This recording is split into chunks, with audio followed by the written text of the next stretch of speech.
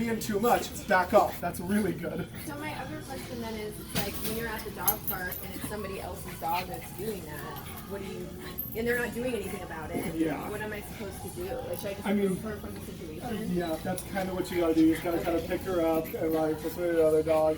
I mean, I'll call out the owners, but I also do that. I also call out dog owners for a living, so I'm a little more comfortable with it. Yeah, it was like, she would snap like, it was more of like a lunge than a snap, I guess, but yeah, everyone was like, oh, it's normal that she did What? that. Are you excited? Yeah. Are you excited? Well, let's see if you're still excited when you come in with our crazy boy.